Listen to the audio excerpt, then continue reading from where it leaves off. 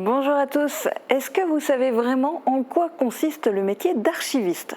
À la fin de cette émission, vous saurez tout, mais on regarde d'abord ce qui se passe du côté de l'actu.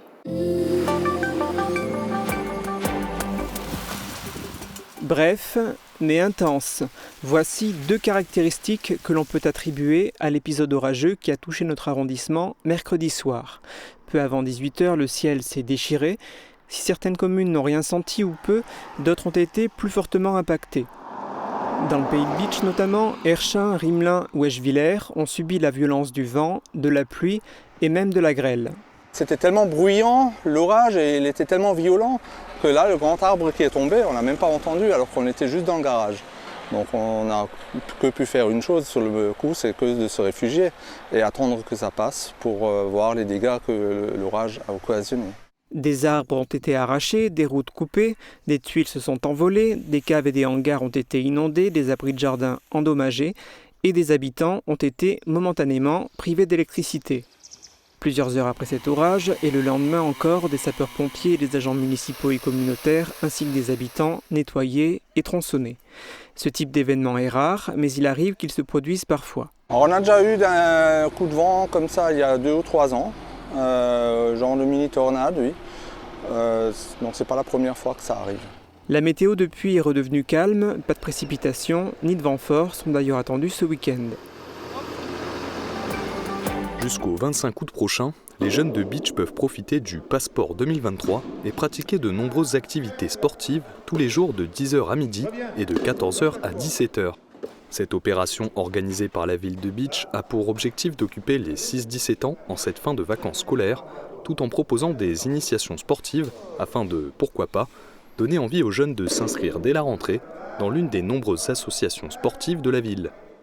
Ces dernières participent d'ailleurs à l'opération, comme le FC Bitche, l'Union motocycliste bitchoise, le golf de Bitche ou encore le tennis club. Pour s'inscrire, rien de plus simple, rendez-vous à l'accueil de la mairie de Bitche ou sur le site ville-bitche.fr. Journée particulière au club canin de Sarreguemines où se tenaient des régionales d'élevage de rasier. Ce chien de race à la belle fourrure épaisse couleur noire, grise ou sable est originaire d'Allemagne. Ces régionales s'organisaient autour de 3 axes. Tout d'abord, l'exposition, qui consiste pour le jury d'attribuer un qualificatif à chaque chien, excellent, très bon, bon ou satisfaisant. Cela permet à l'animal d'accéder à une grille de cotation dans la race. Pour l'événement, c'était aussi l'occasion de gagner un des nombreux prix proposés par les partenaires du club. En même temps survient la confirmation, pour s'assurer que le chien est conforme aux standards de la race, soit la taille, la couleur ou la dentition par exemple. Et enfin, le TAN, ou test d'aptitude naturelle, une série d'épreuves permettant d'attester le niveau d'un chien dans son domaine de prédilection. Avec une 50aine d'inscrits sur l'événement, les régionales d'élevage de rasier à Sarreguemines semblent être un franc succès pour le club. Vendredi dernier, Olvin était en fête. Et pour cause, plusieurs artistes s'y donnaient en concert au centre socio-culturel dans le cadre du festival des étendards.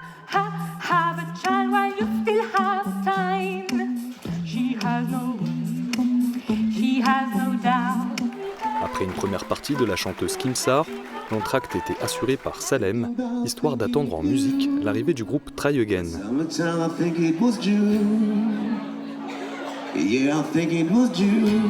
Avec des recyclages de grands classiques du rock des années 90-2000, les artistes ont ambiancé le public en nombre pour l'événement.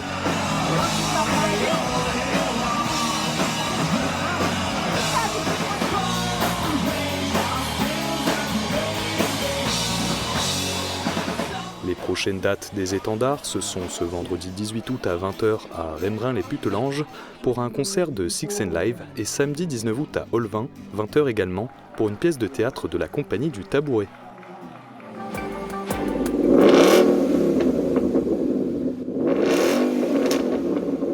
Dimanche, nous allons organiser une manifestation qui va regrouper des voitures américaines, des motos américaines et des camions américains, qui va commencer à partir de 10h jusqu'à 18h. Dans cette manifestation, il y aura un concours de pin-up, il y aura une démonstration de pom-pom girl et une démonstration de country, ainsi qu'un concours de sonomètre où on va évaluer les décibels des voitures et des motos. Pendant cette journée, on aura aussi un concours à tirage au sort. Il y a de nombreux lots à gagner. Beaucoup de lots de valeur de 250 et 300 euros, avec un bon de participation à 2 euros. Pendant l'événement, il y aura de nombreux professionnels qui vont venir exposer aussi avec leurs stands dans divers domaines qui sont en rapport avec tout ce qui est attrait à l'américaine. Une entrée gratuite, les horaires c'est de 10h à 18h.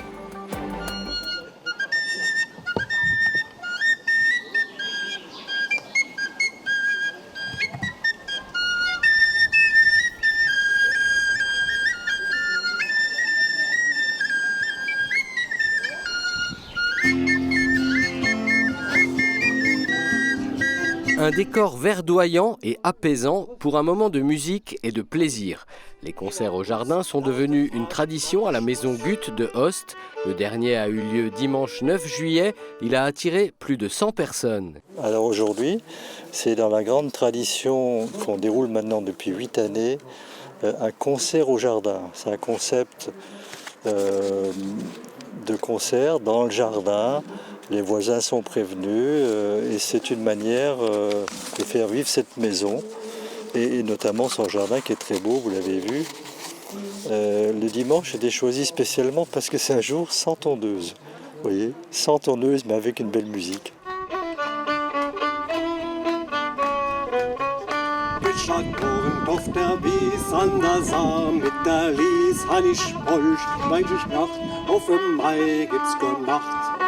Quoi de mieux que cette vieille maison paysanne lorraine pour accueillir les Schaukelperd. Le trio, composé des frères Hervé et Didier Atamaniuk et de Michael Scheffer, est bien connu dans la région pour remettre au goût du jour les chants et musiques traditionnelles de la Lorraine. C'est un groupe qui s'appelle Schaukelperd, qui officie depuis pas mal d'années, qui a comme spécialité de mettre en musique et de présenter, donc d'interpréter des chants traditionnels. Ils ont fait aussi un travail, et ça c'est remarquable, de recherche bibliographique pour retrouver les histoires, même les petites blagues qu'on se raconte dans le bassin houillé spécialement, puisque les deux frères qui sont à l'origine du groupe sont originaires tous les deux de Frémin-Merlebach. De l'humour, de la poésie et un plaisir de jouer et de chanter communicatif. Les Schaukelperd agrémentent leur spectacle de nombreuses anecdotes tout en mettant à l'honneur le plat et les langues régionales. Le public en redemande.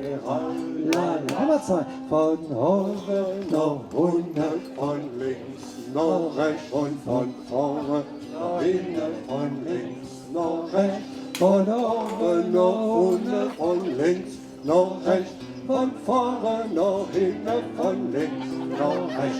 Fidera, fidera, fidera, la la fidera, la la fidera. L'association La Maison Gut continue à faire vivre ce lieu d'histoire et de culture avec un programme riche. Un autre concert aura lieu dans ce jardin le 20 août avec une formation de jazz. À la rentrée, une balade philosophique sera organisée, sans oublier le rendez-vous des Journées du patrimoine. Pour nous, c'est faire vivre ce patrimoine. Notre but premier, le but premier de l'association, c'est de conserver le patrimoine que constitue cette maison, le jardin, l'arboretum et tout l'espace paysager qui est le long du ruisseau de Valette. Voilà, c'est notre but premier et ça, c'est une manière d'apporter au village une animation culturelle. Dans un instant, Marie-Morgane va vous faire découvrir les coulisses des archives municipales de Sarreguemines. On la retrouve juste après la météo. Couverture et zinguerie, une toiture Moder Habitat apporte sécurité, protection et pérennité par tous les temps.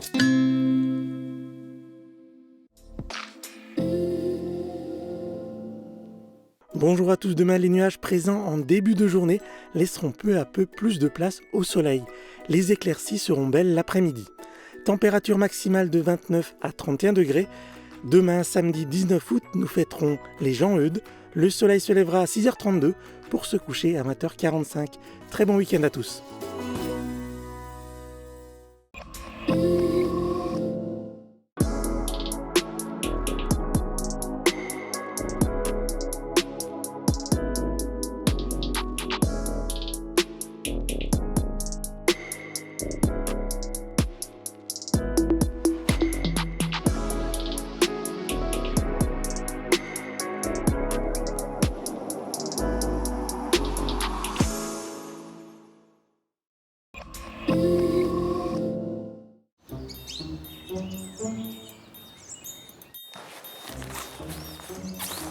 Qu'est-ce que c'est que ce truc?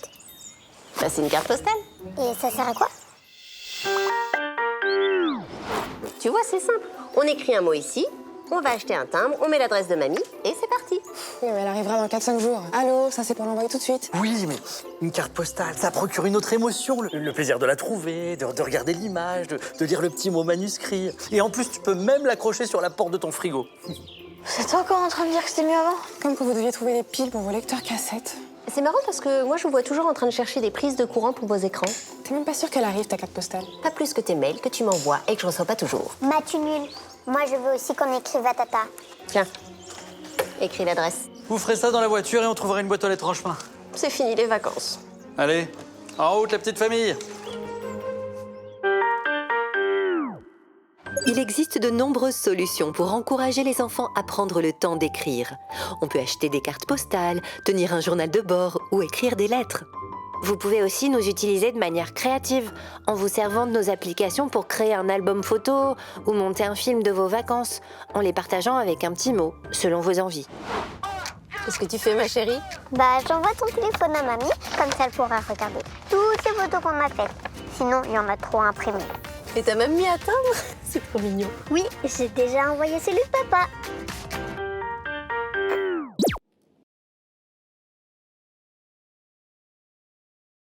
Ça y est, c'est le moment de retrouver Marie-Morgane Pires en immersion.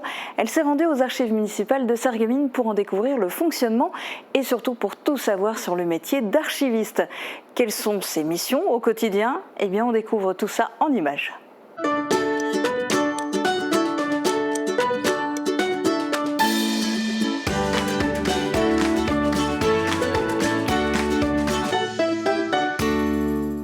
Bonjour à toutes et à tous, je suis ravie de vous retrouver pour cette nouvelle émission en immersion.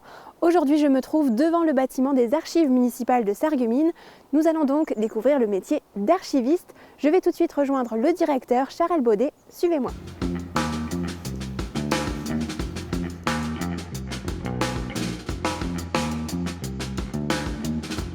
Charel Baudet, bonjour. Bonjour. Je suis ravie de vous retrouver ici aujourd'hui pour en savoir plus sur votre métier d'archiviste.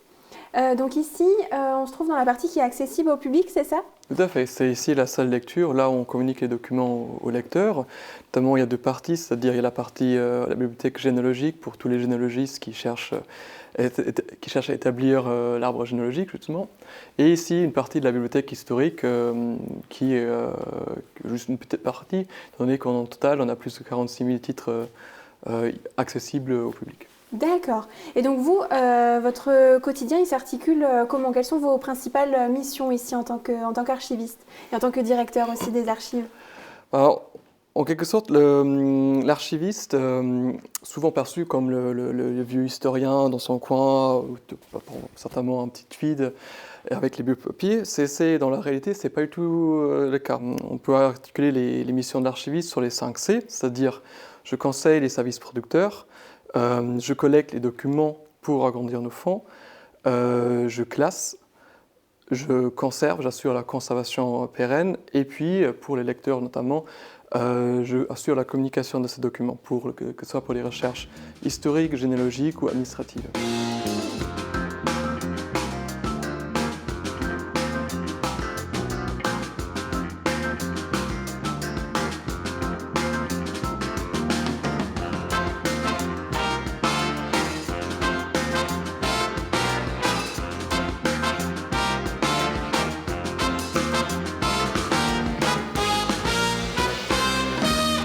Donc là, par exemple, si je suis un particulier, je veux venir aux archives, comment ça se passe? Comment je vais être accueillie?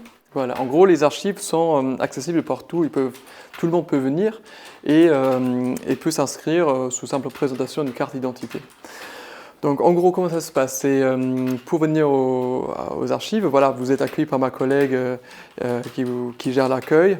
Vous indiquez qu'est-ce que vous cherchez. Nous, on vous accueille, on vous conseille, on vous aide dans votre démarche, dans vos recherches. Par contre, c'est juste que nous, on n'assure pas la recherche. Les lecteurs sont autonomes. Eux, ils vont eux-mêmes consulter les documents. Nous, on aide, nous, on met à disposition.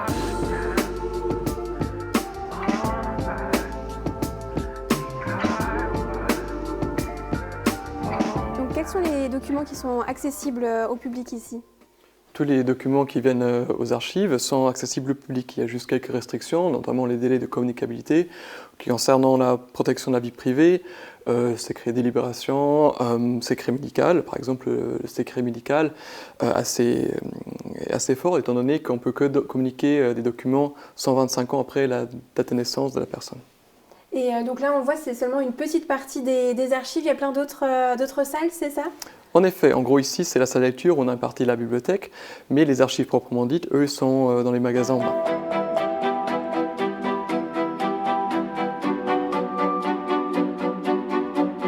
Vous m'avez dit ici on retrouve près de 46 000 documents, c'est ça?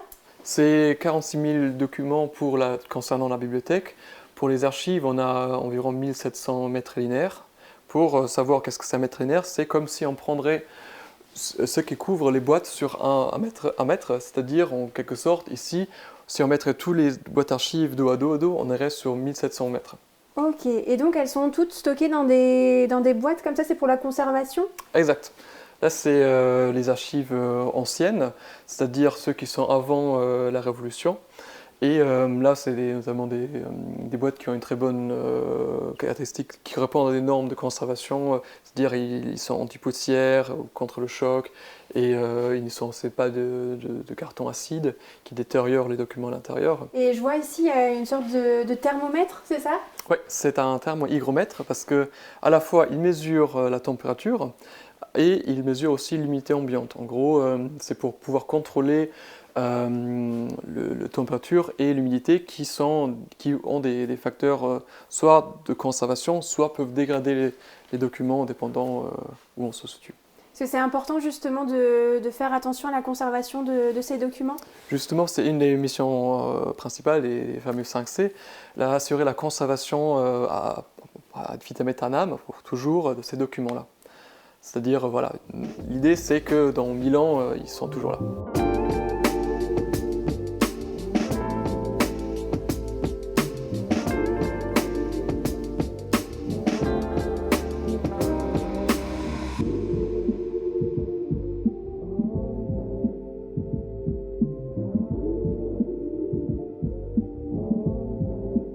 Qu'est-ce que vous avez apporté comme document là? Là, il s'agit du cartelaire de Jacques Rode qui était repris par Lemfried, un autre archiviste de l'époque allemande en 1890. Et c'est justement en fait la porte d'entrée pour tous les archives anciennes, tout ce qui est charte, tous les actes constitutifs de la ville. Et on le voit, c'est un document en allemand. Vous en avez beaucoup, j'imagine, en plus ici à Sarreguemines, des documents en allemand? Oui, ça fait partie de tout ce qui est les archives anciennes, voire modernes, c'est-à-dire tout ce qui est jusqu'au XVIIIe siècle, où il y a le français qui est de plus en plus présent.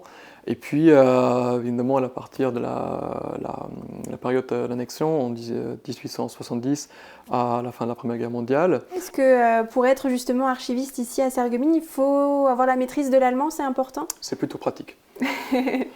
Mais voilà, en gros, l'archiviste, après, il faut comprendre, l'archiviste n'est pas l'exploitant des documents. Il gère les documents, mais il n'est pas en l'exploitant. Moi, à la limite, j'ai pas forcément besoin de comprendre. Ouais. Par contre, je ne veux pas vous mentir, ça aide sacrément quand il faut le décrire et ainsi de suite. Mais vous n'allez pas l'étudier ou ça, c'est le travail des chercheurs. Moi, je le mets à disposition et j'assure qu'il est encore là dans 50 ans de son nom.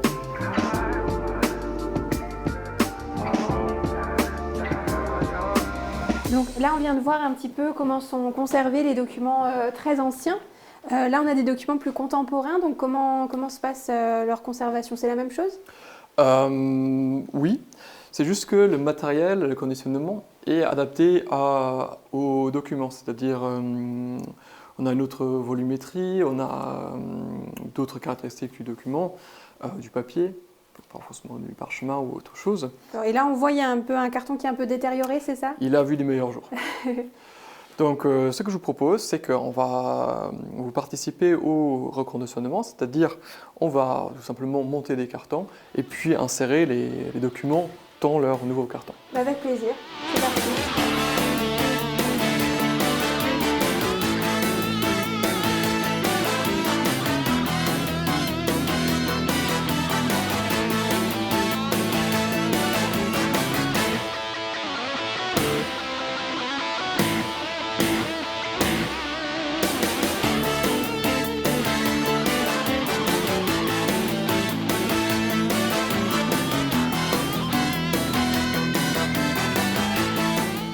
Donc ici, on est dans la partie des archives plus contemporaines, c'est ça? Tout à fait. Et donc, l'une des missions des 5C, on y revient, c'est aussi de collecter. Donc, vous continuez finalement toujours de collecter de nouvelles archives? Tout à fait. En gros,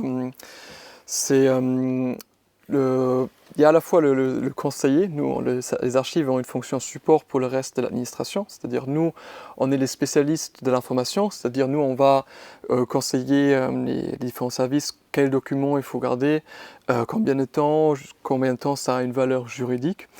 Après, qu'est-ce qu'on fait après? Est-ce que il y a le côté patrimoine gère très concrètement la gestion des archives, c'est-à-dire il y a des archives qui ont une utilité patrimoniale, historique, que ce soit voire que ce soit pour les raisons administratives, juridiques, on doit les préserver. Ou si c'est le cas contraire, il y a une procédure qui permet d'éliminer les documents qui n'ont pas d'utilité ni administrative ni historique. C'est pour éviter ce qu'on appelle aujourd'hui l'infobésité, parce que au moment trop d'informations tue l'information aussi. Donc nous on collecte, on garde ce qui a un intérêt administratif, juridique, historique. Donc ça va être les registres d'état civil, les délibérations de conseils municipaux, ce genre de choses? Entre autres. Donc là, ce sont les archives municipales de Sarreguemines. Est-ce que vous collectez quand même des documents des communes alentours ou ça reste vraiment Sarreguemines? En gros, en France, il y a différents types d'archives. Donc, les archives nationales qui collectent tout ce qui est ministère et ainsi de suite. Il y a les archives régionales qui les services de la région, départementales, les services départementaux et déconcentrés de l'État, et puis les archives municipales et maintenant aussi Interco. Chacun a son périmètre d'action, c'est-à-dire moi je collecte que ce qui vient des archives publiques produites par l'administration, mais également tout ce qui a un rapport qui contribue à l'histoire, à la connaissance de Sarreguemines, son histoire, des personnalités.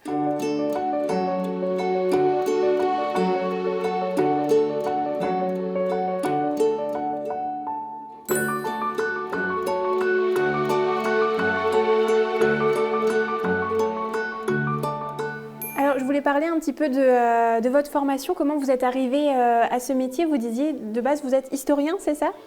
Oui, comme quand même beaucoup, j'avais dit à un moment que l'archiviste n'est pas historien. C'est en quelque sorte vrai, mais dans les faits, beaucoup d'archivistes, pas tous et de moins en moins, il y a beaucoup qui viennent de droit ou d'informatique. On est quand même beaucoup qui ont minimum une licence en histoire. Donc moi aussi, je fais pas exception à la règle. J'ai commencé en tant qu'historien, j'ai fait une licence master en histoire, j'ai continué même en thèse, mais je suis justement là où je me suis rendu compte que j'ai fait un petit bifurcation dans le champ professionnel, justement. Je me suis réorienté vers les archives.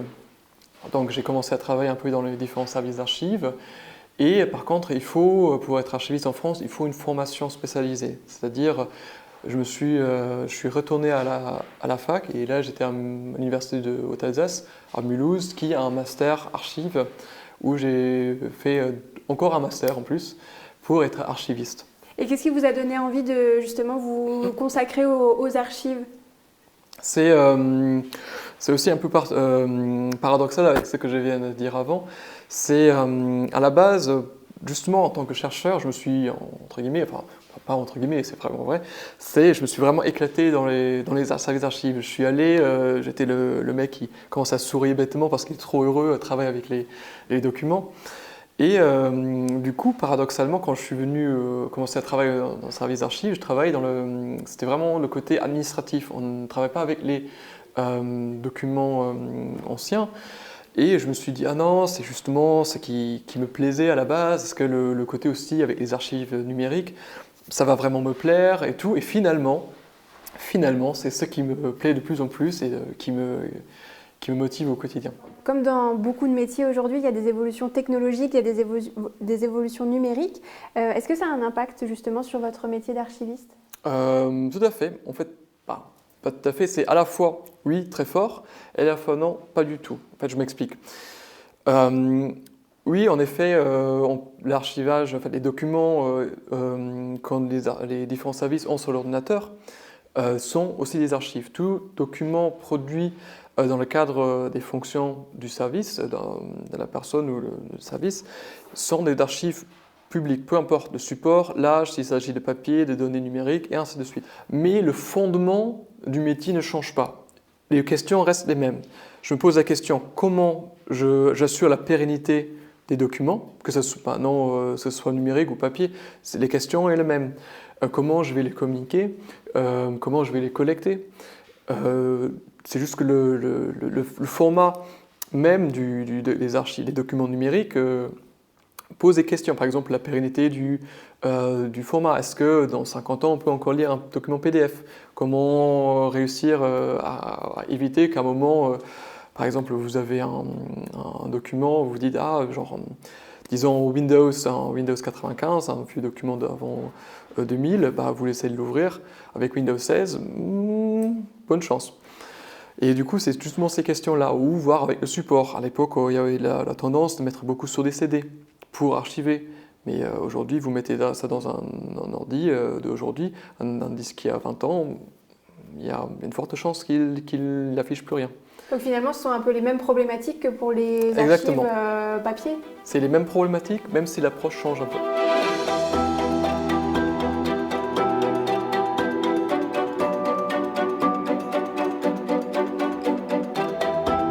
Alors j'avais une dernière question. Je voulais savoir, vous, qu'est-ce qui vous plaît finalement dans votre profession où on l'a vu tout au long de la journée, il y a finalement plusieurs activités. Donc qu'est-ce qui vous motive au quotidien ? C'est justement cette polyvalence du métier, parce que c'est un métier très très polyvalent. Vous touchez c'est un peu touche à tout. Vous touchez à la fois, enfin en quelque sorte, on pourrait dire, le matin, j'ai une réunion avec les services informatiques pour parler sur la sobriété numérique, organiser l'information, les arborescences, la signature électronique et tout ça. C'est tous les sujets qui me concernent. Puis à midi, je pars dans les couloirs et puis il y a des collègues qui me disent « Ah, mais Charles, qu'est-ce que j'ai ces documents-là? Qu'est-ce que je fais avec? Quel est leur cycle de vie ?»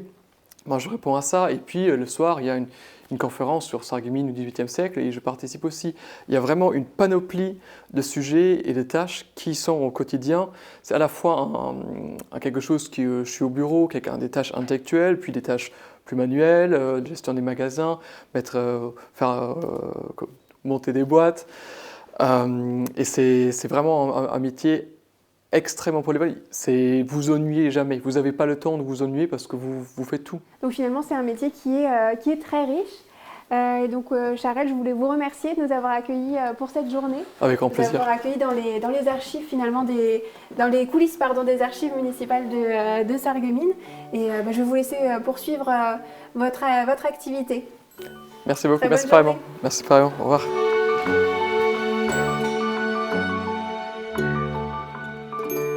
Et voilà, cette émission est à présent terminée. J'espère que comme moi, elle vous aura permis d'en apprendre plus sur le métier d'archiviste. Merci à toutes et à tous de nous avoir suivis. À très bientôt.